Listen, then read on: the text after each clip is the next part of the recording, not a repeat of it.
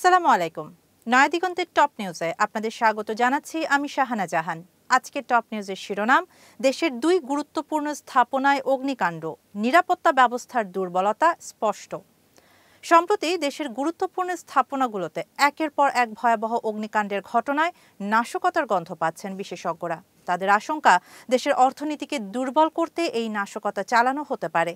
প্রশ্ন উঠেছে, কঠোর নিরাপত্তা বেষ্টিত এই এলাকাগুলোতে এমন ভয়াবহ আগুন লাগছে কিভাবে এবং কেনই বা তা নিয়ন্ত্রণে কর্তৃপক্ষ ব্যর্থ হচ্ছে। গত শনিবার রাজধানীর হযরত শাহজালাল আন্তর্জাতিক বিমানবন্দরের আমদানি পণ্য মজুত রাখার কার্গো ভিলেজে ভয়াবহ অগ্নিকাণ্ড ঘটে। এতে কোটি কোটি টাকার তৈরি পোশাকের কাঁচামাল, স্যাম্পল, এমনকি পরমাণু বিদ্যুৎ কেন্দ্রের মালামাল সহ বিপুল পরিমাণ সম্পদ পুড়ে ছাই হয়ে গেছে।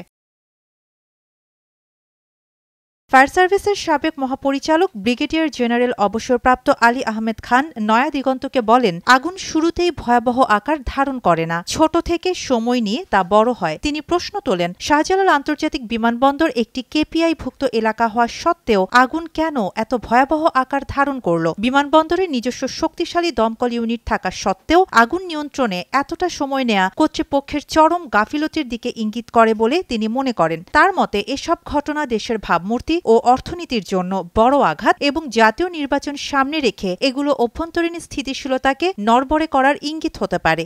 আরেক সাবেক ডিজি ব্রিগেডিয়ার জেনারেল অবসরপ্রাপ্ত আবু নাইম মোহাম্মদ শহীদুল্লাহ বলেন, ঘন ঘন আগুন লাগার ঘটনায় নাশকতার আলামত থাকতে পারে। তিনি উদ্বেগ প্রকাশ করে বলেন, শাহজালাল বিমানবন্দরে আগুন নেভানোর সবকিছু থাকা সত্ত্বেও তা নিয়ন্ত্রণের বাইরে চলে যাওয়া অপ্রত্যাশিত এবং অস্বাভাবিক।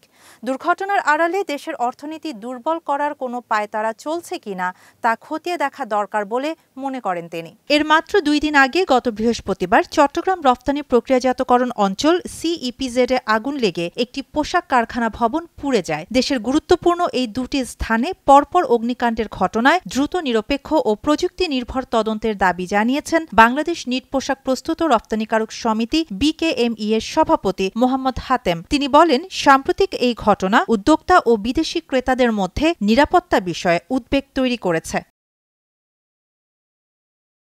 গত শনিবার দুপুর 2:30টার দিকে বিমানবন্দরে আগুন লাগার পর খবর পেয়ে ফায়ার সার্ভিসের 13টি ফায়ার স্টেশন থেকে 37টি ইউনিট প্রায় 6 ঘণ্টা চেষ্টা করে আগুন নিয়ন্ত্রণে আনে। ফায়ার সার্ভিসের সাথে অগ্নি নির্বাপনে সহায়তা করে বাংলাদেশ বিমান বাহিনী, নৌবাহিনী, সেনাবাহিনী এবং বিজিবির সদস্যরা।